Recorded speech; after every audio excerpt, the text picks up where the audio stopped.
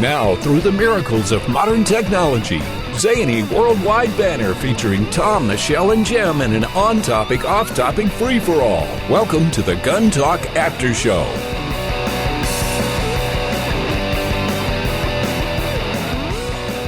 All right, it's the After Show where we gather together to have, well, just fun. We just goof off. And Ray Elgin, my buddy, has joined us for this. So we have Ray. Hey, Ray. Hey. And we have Jim Kinsey over there. Hello. Hey. Jim's waving. He doesn't understand the whole waving is not so good for radio. doesn't work so well, huh? This is first time. Tom, would you reach over? It's your turn. Michelle's not here, so you have the slapogram duties today. Well, I think he might slap me back. Oh, could. Okay. You might want to be careful about that, Bed. So. That's how this all got started. Right, that's a joke. That's right. There we go. So, and we have a couple of folks on hold who would like to be a part of this, and we will certainly allow that to happen. Let's see here. Let's go to line 3 and get Preston in here from North Dakota. Hey, Preston. Thanks for joining us. Tom, I have a question about 10 millimeter Colt Delta and Underwood 10 millimeter ammunition and any other good 10 millimeter ammos and guns in 10 millimeter. Sure. What are you thinking? Do you have a 10 millimeter now? Not right now, but on my 21st birthday, I'm planning on getting one and then later getting my CCW. Okay.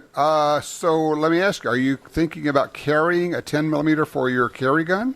It'd be between that or my Springfield XDM that my father bought me. It would be my suggestion to go with the XDM, probably. 10 millimeters are pretty darn powerful. It's like carrying a Magnum. The recovery from recoil can be a little bit problematic, especially if you're new to it all. Have you done a fair amount of shooting? Yeah, and I do like larger load handguns. I like those types of handguns. I had a buddy of mine who shot a 44 Magnum, and I love that thing. So sort of the whole line there, yeah. Right. I guess, and Ray, jump in any time. I'm just thinking that, not that there's anything wrong with carrying a 10 millimeter, and a lot of people do. Yes, they do.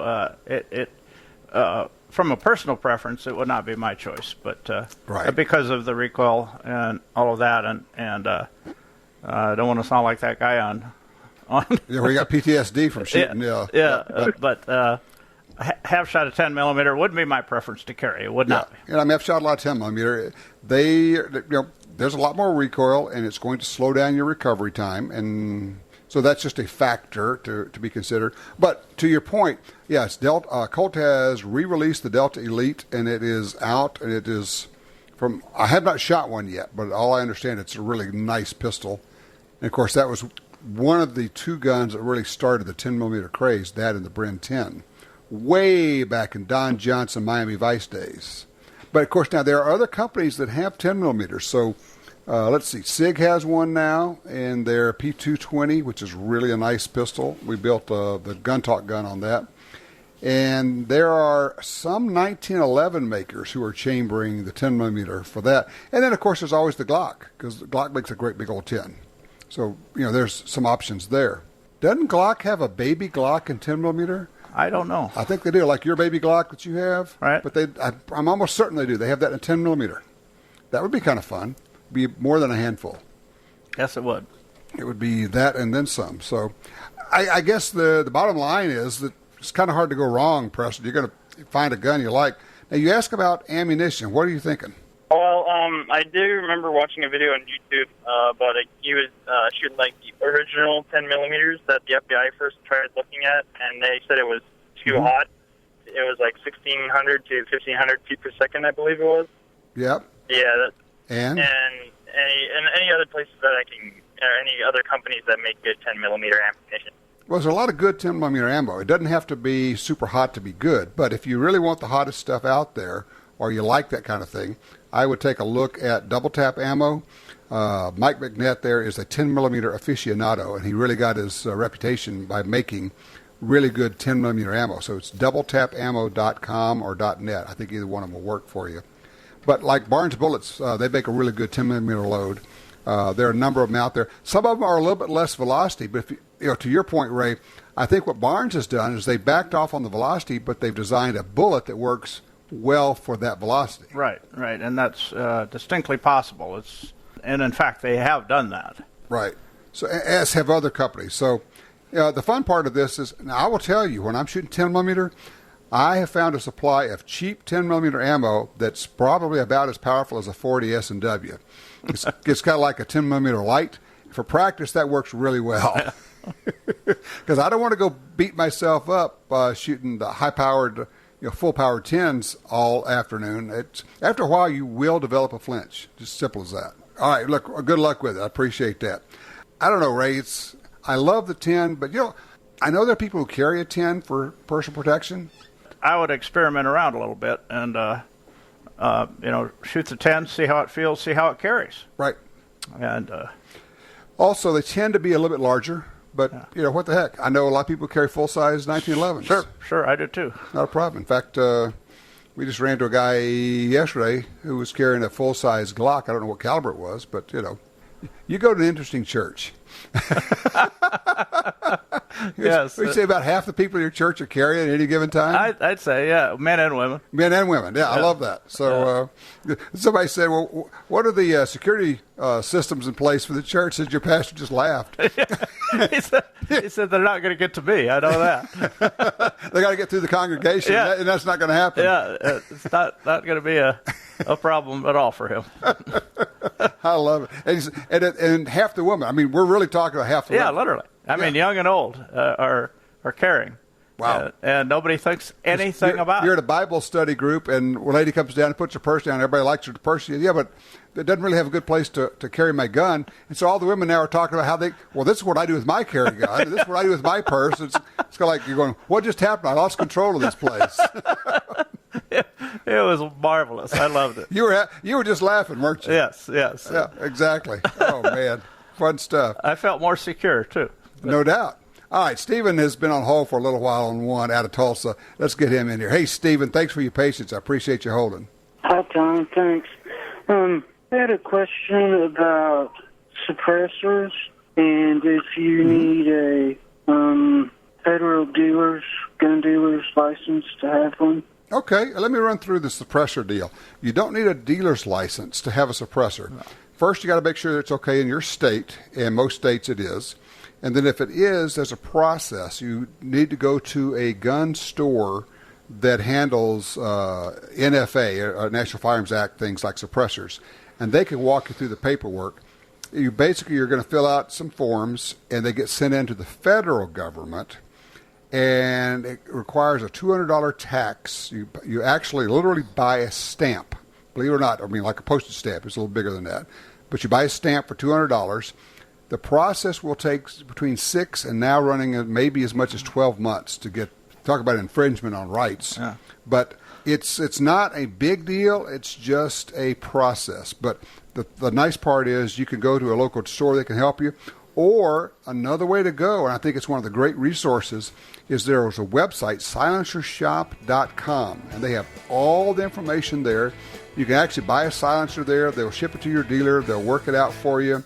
They've got all the information on how it works, and they basically hold your hand through the whole process. Silencershop.com. That'll get you fixed up. So, and look, congratulations on thinking about suppressors. I love shooting suppressors. My dear wife was shooting a full auto 5.56 suppress 2 days ago and having a ball, Ray. It just, why wouldn't you, right? Why wouldn't you? Yeah, exactly right. All right, let's do this. Let's take a quick break. We'll come back, and then the four of us can have a little chat time here. This is the after show for Gun Talk.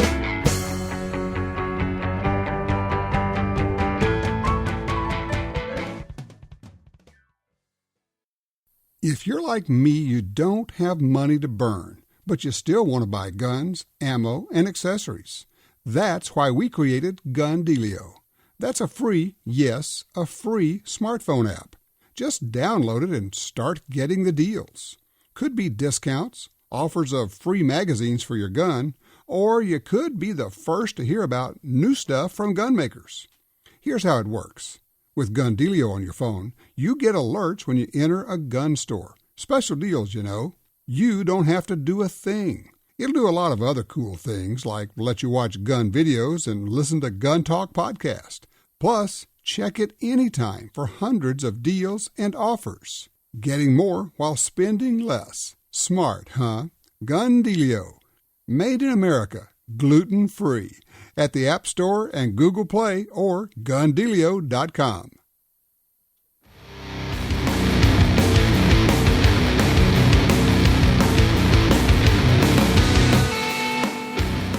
All right, we're back on the after show. Got Ray Elgin over here. Got Tom and Jim in the studio way back in Ohio.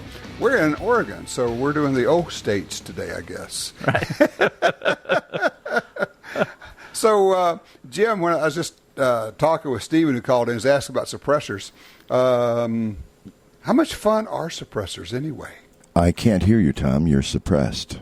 You're too quiet. It's too quiet to hear you. That's right. Oh man, I'm talking in a suppressor, like a 300 blackout, even like a 22. Can we get one for Jim? Oh, they're like a 22 suppressor. 22 rimfires. Awesome. Oh yeah, you can't. God. Nothing. It's so much fun. Just so much fun. Yeah. It's like spitting. And if you want to teach somebody to shoot, Yeah. doing it with a suppressor. I mean, I know that's your thing, Ray. You teach, and Jim's taught a lot of people to shoot. Just a suppressed gun, holy cow! You can coach him. Yeah, part out. You can coach him. You don't need hearing protection. Still need eyes, but you don't need hearing protection. Right. And you can stop somebody. It's kind of like electronic muffs without the muff. There you go. It kind of is, as a matter of fact. Yeah. Now, I do want to point out that not all suppressed guns are hearing safe. If you're shooting something like a 5.56, depending on the can you put on it, it might be borderline. It'll make it quieter, but not necessarily hearing safe. Now, 9mm, probably yes. Subsonic 9s, absolutely. And what, standard velocity 22, Ray? Yeah. Real quiet. Yeah. And you can find all that out. That information is available. You can see what the decibel levels are. Again, silencershop.com has all that info. It's a really, no kidding, it's a really great resource. If you're looking to get around that tax stamp, you can't get around it, but if you're looking to be a little bit more multi-purpose and you can sacrifice a few dB, get a 30 caliber can, because you can put it on a 223 or a 308. So basically get one can for multiple guns. Yeah, I mean, if you don't have the budget. You don't have to buy a different silencer for every gun. You can shoot a 5.56 through a 30 cal. It's going to be not quite as quiet, but it's still quiet. Now, it's not advised to shoot a 30 caliber through a 22 caliber. Yeah, you can do that once. Yeah. Yeah, once is probably about it, and then you get to pick shrapnel out of you. Yeah, don't get mixed up. Don't do that. Don't do that. That's one of those simple ones. Don't do that. Misconceptions. I loved the fact that we got to shoot AK-47s this week. Yeah. It's a semi-automatic rifle. That's what it is. Big deal. Yes. In fact, it's a medium-powered. If an AR is a low-powered, maybe the AK could be considered medium-powered. Yeah, light medium. Light medium, 30-30 level, something like that. Right. And people say, well, what's it good for? Well, actually, they're loading some pretty good hunting ammo. Yes, they are. Yes, they are. I don't think a 30-30's ever killed an animal, has it? No one's ever shot a deer with a 30-30. I heard once, and I think it's quite possibly true, that even today, the 30-30 round has probably taken more deer than any other round. I can see that. Sure. Yeah, that makes because sense. it goes back so far. Yes. Well, the 30-30 was originally introduced as a black powder cartridge. Yeah. Yes, it was. Really? That's how the name came about. Explain that. 30 caliber, 30 grains of black powder. Yep. There you go. 45-70, same thing. 45 caliber, 70 grains of black powder. Yep. There you go. And by the way, for those, in case you ever wanted to know, it is absolutely illegal to travel on an airliner with black powder. Yes, it is. You cannot do that in any form or fashion. If you're going to actually use real black powder, you got to go buy it or have it shipped or whatever. On location. Where you're going to be hunting or shooting. Yeah. Yes, exactly right. You mentioned 45-70, one of my favorite all-time hog guns. I think you were there using that with the General Custer's people, weren't you? The rifle was way longer than... There you go with those old jokes again. 45-70s are so much fun. Oh, my goodness. I love them. I've got a lever action... Marlin? Marlin, yeah. Same thing I got, 1895? Yep. And I've got a Williams peep sight on mine that I kind of carved out a chunk of the stock. It's like the ugliest, awfulest gunsmithing chisel job you've ever seen. But it works. Well, I've got a 2.5 power Leupold Scout Scope on mine. Oh, nice. Yeah, it mounts forward, and it's just instant. You know what I was thinking? We didn't have that when I got that rifle. Why not put a red dot on there? Well, absolutely. Sure. Why not? Yeah. But, to your point, one of the things that's happened there, we talked about ammo earlier. Mm-hmm. Hornady brought out this lever evolution ammo for Right. lever actions. Lever Revolution. Oh, my gosh. Oh, yeah. It changed it from a 150-yard gun to a 250-yard gun. Yes, it did. Unbelievable stuff. First time you could use pointed bullets in a tubular magazine. Exactly. Crazy stuff. So I know a few people at Hornady. Do you? I think I need restocked. There you go. I think it's time for a phone call. So, hello, Jason. Forget Steve. You can never get Steve. He's out hunting somewhere. No. He's too important. The only time you see Steve is when he's showing you pictures of the last thing he killed. Or somewhere. when he's accepting an award. Well, that's true. He does get a lot of awards. And deservedly so. Deservedly so, yeah. He's had a lot of practice at that. Yeah, they make good ammo. Yes, they do. They've been pretty innovative. I went there about... And it's made in Nebraska, so it's got to be good. Okay, it says the guy from Nebraska who grew up in Nebraska. That's right. Who went to school on a horse, right? Yes, I did. He rode his horse to school. So what did you do with the horse while you were in school? Grade school. Well, we had a horse barn. We had a small shed for horses. Yeah. Son of a gun. That's true story. That's really hard to imagine. Well, back in the 1800s, they did that. That's true. That's true. That's when after that you signed up with General Custer. I could hear Jim trying to add this up. Wait a minute. Wait a minute. The math doesn't work out. Wait, it's a math thing. This guy's got to be really old. Wow. Jeez Louise. Yeah. Arabian cross gelding. Wow. You get there faster than you could in a Corvette. You were at grade school and you had an Arabian? An Arabian cross. Okay. Gelding. Yeah, he stood about 17 hands high, and Arabians don't get that tall. Wow. We never did figure out what the other part was, but he looked 100% Arabian. Horse could run 47 mile an hour. That's thoroughbred. Holy cow. Yeah, true story. How old were you when you got this horse? I want to say 10. I remember the story. It took you 3 months before you could touch him. It took me 3 months to touch him. But going in there every day. Yeah, working with him every single day. He was a little bit crazy. I complained to my father because I'd ride with the neighboring ranch kids, and we'd always have to race every day. And every time we went out, and my horse, whatever horse I was on that we had, always got beat. And he brought this horse home, and he said, well, when you figure out how to get on that one's back, you won't have to worry about getting beat anymore. Now, can you imagine giving a 10-year-old kid an Arabian horse and he is just wild as a March hare? I mean, he was wild. Yeah, completely nuts. Yeah. That's why he got it so cheap, because the former owner couldn't control him at all. Couldn't break him. No, but we got her done. I rode him bareback with twine through his mouth and everything else. And then, mostly with a saddle, but I could ride him bareback. But nobody else could touch him. Wow. Nobody else could even get close. No kidding. Yeah. Wow. Somebody could ride with me on the horse. But you had to be there. But I had to be the driver. So, Gee willikers. Quite a story. Pretty cool. No kidding. You were talking about running 47 miles an hour. If I was about to get gelded, I think I'd be running that fast, too. That wouldn't be an issue. It definitely would pick up your speed. Look at Jim go! It's all about motivation. Speaking of the Olympics. Wait a minute. Is that prohibited? Is that part of the doping deal? I don't know. I'm impressed most people don't know what gelded is. Oh. So, Jim, this week, as you have been watching the news, the coverage of all this post-Orlando terrorist massacre, what's been your reaction? Well, first of all, I want to get rid of the term active shooter because I'm an active shooter. Yes, active killer. I think. Yeah, exactly. It's just the semantics they put on it. Yeah, murderer works. Well, terrorists should come in there somewhere. I think terrorist works better than any of them. Yeah. Let's just call him a terrorist and be over. That way you get rid of the whole, was it a gun, was it a shooter?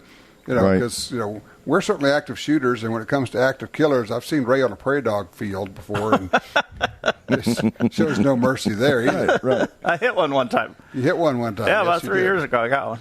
You know what? We forgot to talk about something. I said we were going to talk about on the regular show, the idea of being a good shot and what that does for you out in the hunting field, and how, as you talk to hunting guides, a lot of them say people generally are not. Well, yes, and one of my pet peeves, I've been to Africa several times, my wife and I both, and she takes game as well, but I'll ask people if they put in a lot of practice. Say, I went out to the gun club, and they shoot off the bench 10 or 12 rounds, and they say, I'm good to go. Well, there's no benches out there.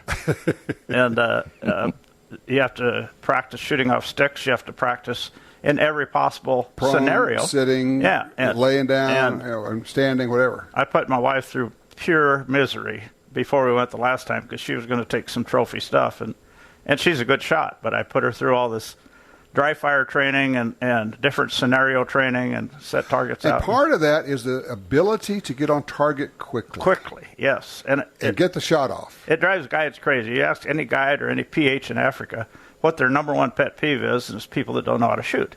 Mm-hmm. And a lot of people take great offense at that and they never associate that to themselves because they go out to the range. Shoot off a bench. And shoot off a bench with sandbags, and they shoot a really good group. Well, obviously, they're a great shooter. You take them out in the field, and they can't hit the ground. Yeah. Stand up, or use shooting sticks, or sit on the ground. And oh, by the way, from the time I say now, you have 3 seconds. Yes.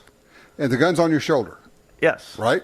It's not running. It's not getting away. Yeah. Just put the gun to your shoulder, put it on target, and pull the trigger. Right. And target acquisition is so problematic for some people. They can't find a target in a scope. And you see that where they're just wandering around. They don't know how to use a scope. Yeah. And one of the things that I teach in my classes is that one of the ways, well, first of all, you start out on low power. Yes, always. Always helps. But even if that's not the case, what you do is you bring the gun up, you look right over the top of the scope at the target, and then you just drop your eye down. And there it is. It's magic. Mm-hmm. It's not magic. Don't look at the scope. Look at the target, and kind of the scope intercepts your view when you lower your eye. Right. Yep. And people will mount the gun. They'll look through the scope, and then you see the barrel just start making big wild circles. They're trying to find the target. Hold the gun, look right directly over the scope, right at the target, and then just lower your head slightly, and there's the target. And once you practice that, it's natural. Jim, you taught a lot of people to shoot. Do you see people having trouble figuring how to use a scope? I just left that tip the way he described it. It makes total sense, and I'm going to work that into my regimen here a little bit. Yeah, mostly because the distance between your eye and the scope. You move in too close, you're too far. Getting that little range there that's right is the thing I've had eye most relief. difficulty. Most people don't understand eye relief. Yeah, well, eye relief is critical, and eye relief comes with really good scopes. And there are a lot of good scope brands that on high power have pitiful eye relief. You got to get right up onto the scope to have a full picture. Guess who's going to get a face full of scope? Then you get blasted in the eye socket with it. Yes, you're bleeding all over the place. Yeah. You've got bit before, I see, huh, Tom? Yeah. No, but I've seen people all get have, bit. haven't we? Yeah, I have. Tom has, and Ray probably hasn't. I have not. Okay, well, we can arrange that. I don't.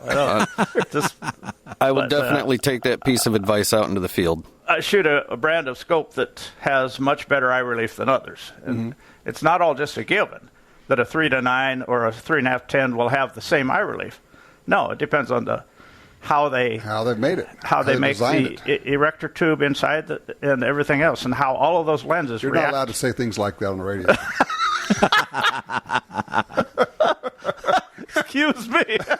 I'm going to need cold water now. But there are scopes out there that have excellent glass, but they put them in the wrong places, or they don't have the right prescription of glass. The mathematical design is not correct to give you a good eye relief. Yeah. Eye relief, for those who are wondering, is the distance from the ocular lens, that would be the one closest to your eye, and your eye, with the proper distance where you get full field of view through the scope. Correct. Exactly. Okay. And eye relief always diminishes when you raise the power. Right. So you want good eye relief on high power because, on a longer shot, your natural tendency is to go to higher power. Right. Exactly right. And particularly with heavy kicking guns, that's when you can get a scope bite coming back on you, especially if you've got an awkward deal. Laying prone, shooting uphill, holy cow. Yeah, then you're going to get it. You're just going to get smacked. Yeah. I was just thinking back, and Tom and Jim, we used to say 20 years ago, you ought to spend close to as much on your scope as you did on your rifle. But back then, rifles cost more and scopes cost less. Now we've got good rifles that are, $400? Yeah. You ought to spend at least as much and maybe a good bit more on your scope Absolutely. than you do on your rifle. Well, I had a gentleman one time that was bragging about his new varmint scope, his long-range varmint scope, and I won't mention the name, but he was telling me how great it was. And he said, "Here, you got to try this, Ray." And I was with Leupold at the time, and I looked through it. I said, "I'll tell you what." He said, "What do you think? What do you think?" I said, "I'll tell you what. I just want you to look through my scope." He looked through my scope.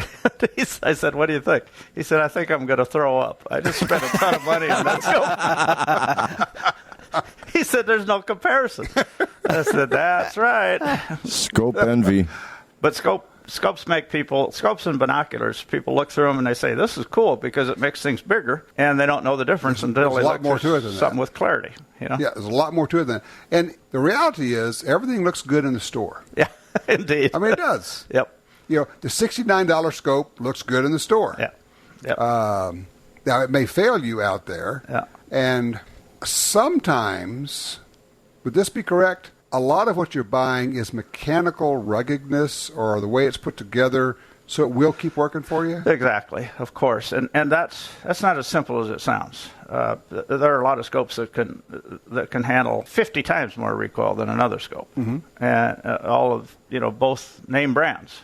And I can give you examples, and I don't know that it's appropriate right now, but trust me, there's a huge difference in the ability of a scope to stand up to recoil, obviously the waterproof factor. I always love when people say, "Yeah, it didn't cost a lot, but it came with a lifetime guarantee." And I go, "Well, that's great. When you watch that big bull elk go across the ridge and you can't actually see him through your scope, yep, you'll be able to get your $112 back." Exactly. Customer service? Yeah. Can you hear me? Yeah. Anyone there? Hello.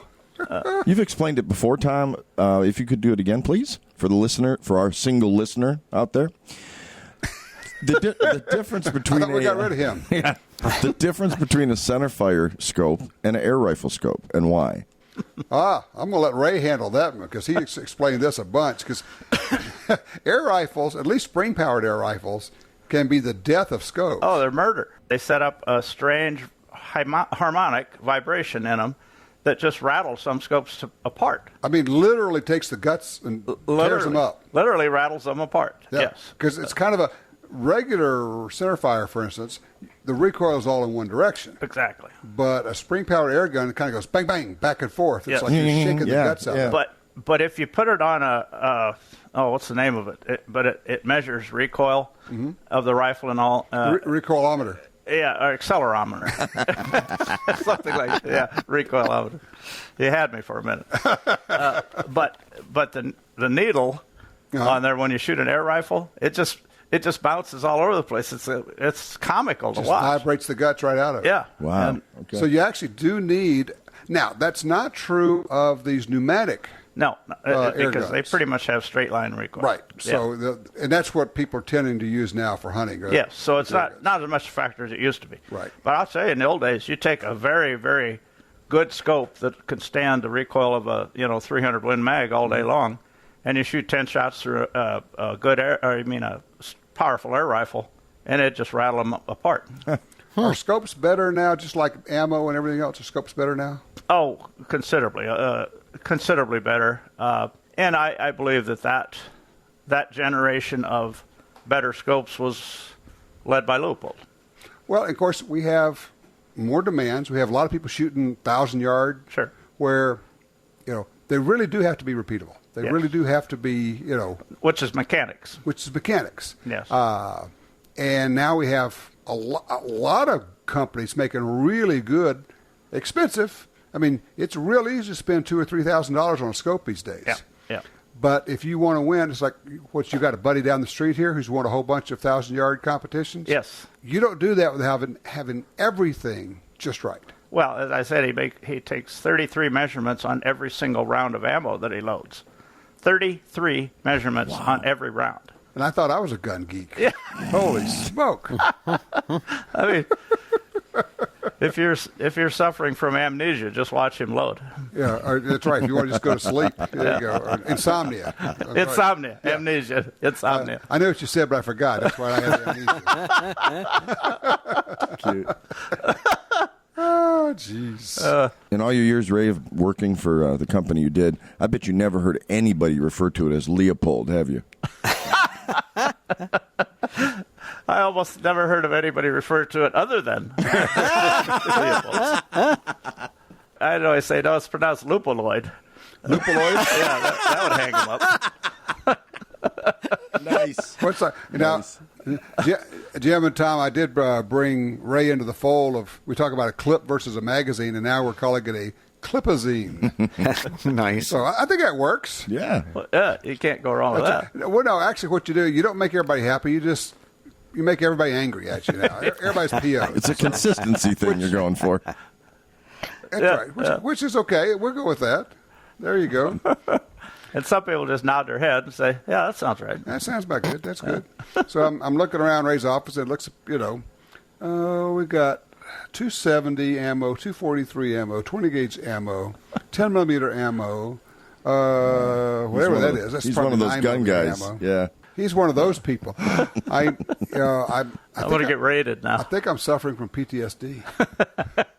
Well, we knew that a long time ago. Oh, okay. That's right. We call it something else. So And I've got dead animals on the wall, too. So. Oh, my God. I'm frightened here.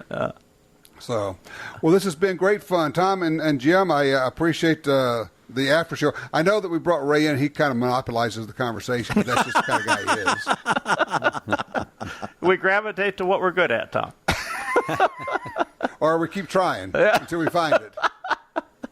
So, and we enjoyed it all. Shoot the breeze is your thing. He's giving me a bad time for somebody who's staying at my house, There it is. Well, there's always the Holiday Inn Express. So, Tom, how was your last visit to Ray's house? Yeah, my last visit to Ray's house. Exactly right. And that's pretty much it, isn't it? It's great. Well, we're going to go out and visit with his wife, who's the real hunter of the family anyway. Indeed. Somebody's got to feed the family. Yeah, exactly. I'm telling you, you want something to drop to the ground, you let her have it. Yes, she's pretty amazing. Yep, she is. She's a shooter. All right, everybody, listen, for those who don't know, we're going to hit this thing one more time. If you're picking this up Sunday night, Monday morning, call your senators. It's important. They're going to be doing a vote on the floor, possibly as early as Monday. You got to get in front of this thing and just make the commitment. We're going to start bugging them. Once a week, we're just going to keep calling them over and over and over and over. I don't care if they get tired of it, because this is what we have to do. They have to just think, those guys will never leave us alone. And that I want them to know that when they get up in the morning, those gun guys are still going to be watching everything I do. Yes, we are. Yep. Yes, we are. Mm-hmm. Absolutely. That's what it takes. Be good. There you go. Everybody have a good week. Be safe. Thanks, too. Jim. Thanks, Jim. Thanks, Tom. Let's combine them. It's Jim and Tom. It's going to be John. Jama. It's just going to be, you guys are going to have a collective name. Pajamas. That makes perfect sense. Like Benifer. You guys are No, not like Benifer. Anything but. No, not like that. All right, Tom has rejected that idea. Oh, well. Well, I enjoyed it, guys. All right. Great job, Ray. Ray's ready for a career in radio now. Yeah, that's right. I'm ready for something. I think he's ready for a beer. Thank you. All right, be good, guys. See ya. Thanks. Bye. Tell your friends about the Gun Talk After Show, a more informal setting featuring Tom, Michelle, and Jim commenting on topics that are important to you. Available on iTunes and other podcatchers, and the Gun Dealio smartphone app for iPhone and Android.